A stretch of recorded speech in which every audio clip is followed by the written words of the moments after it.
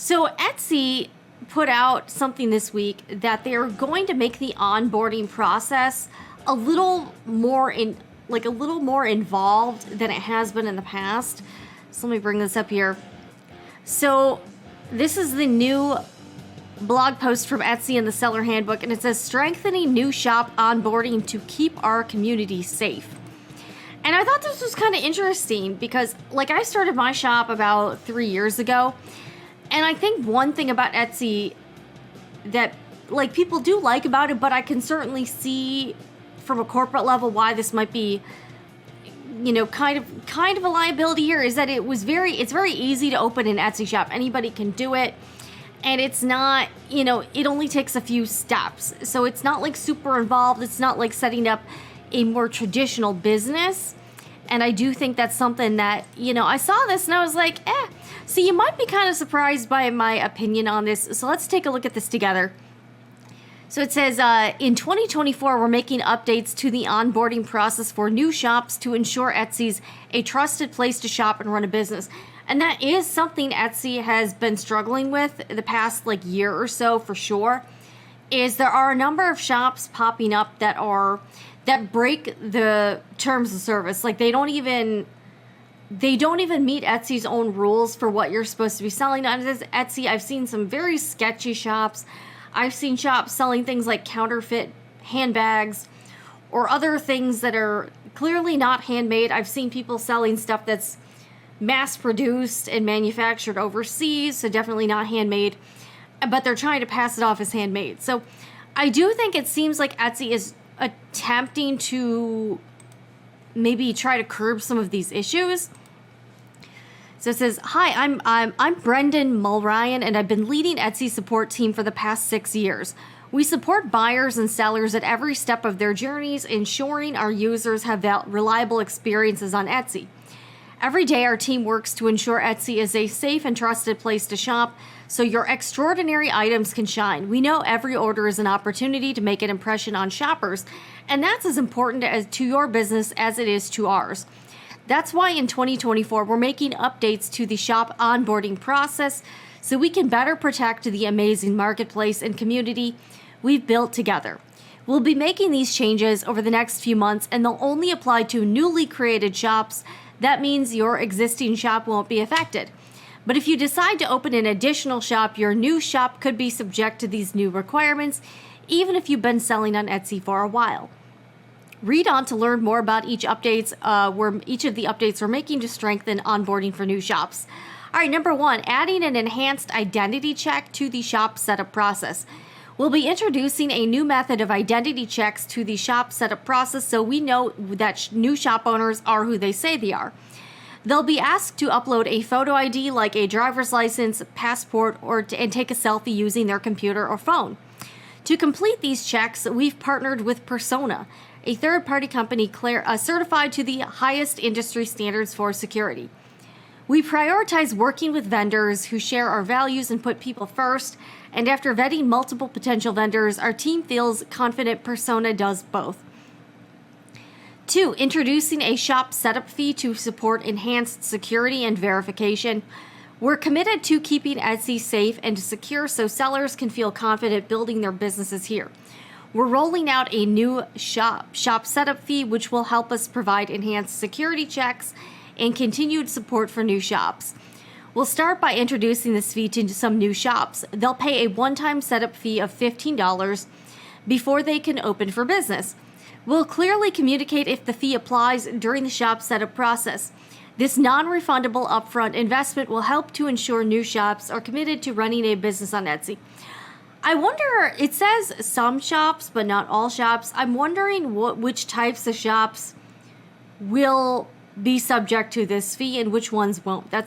I'm curious to know what that criteria is.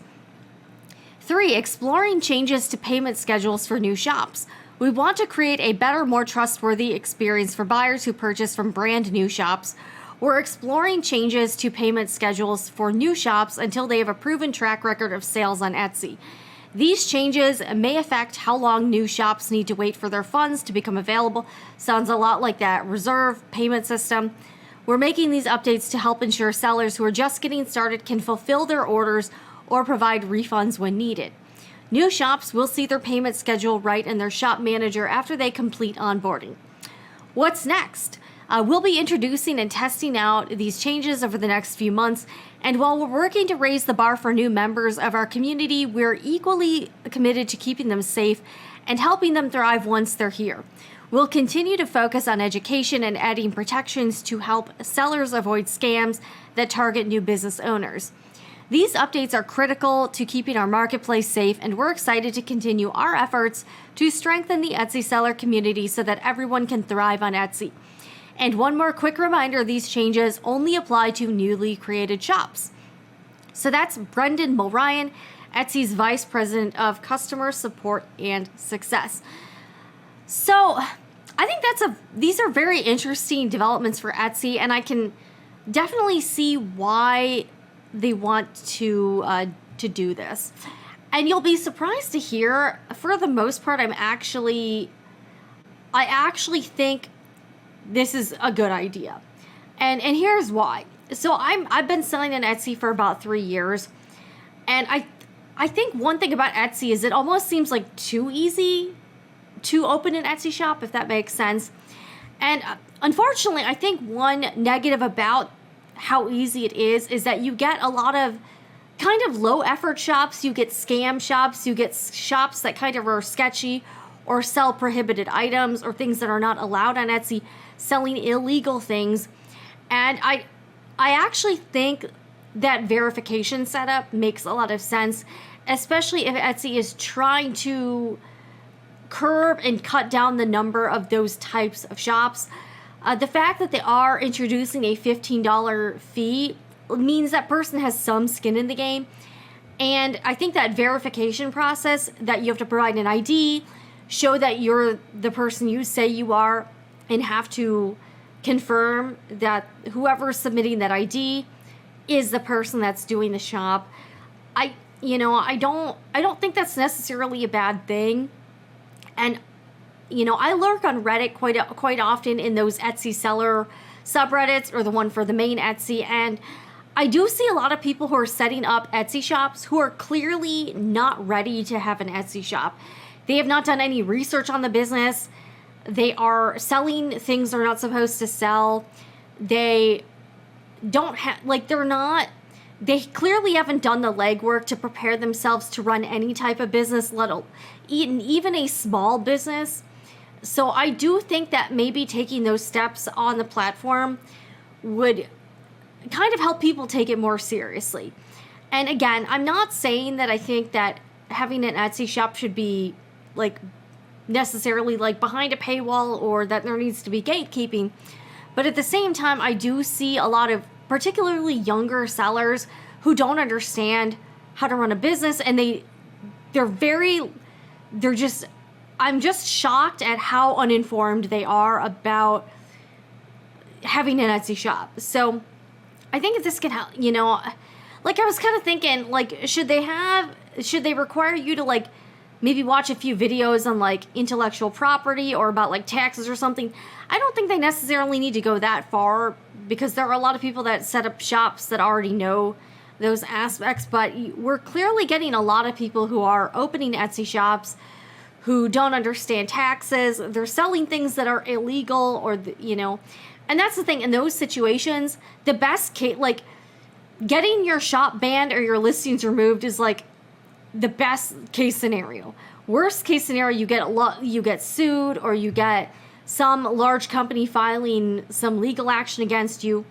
So I do think that if the process seems a little bit more formal, you have to have some skin in the game, like that $15 setup fee, and you don't get the money. Again, I know people have some thoughts about the payment reserve, but I can sort of see why they're doing it, especially for newer shops that are not established, have no history. I do think that can be a little bit more ripe for scam type shops if they're taking the money and running, because then they won't have the money for the refunds. And I can sort of see why they're doing this. So that's the latest from Etsy, that they are putting in a more formal stepped up process and introducing some security measures for people who are setting up new Etsy shops.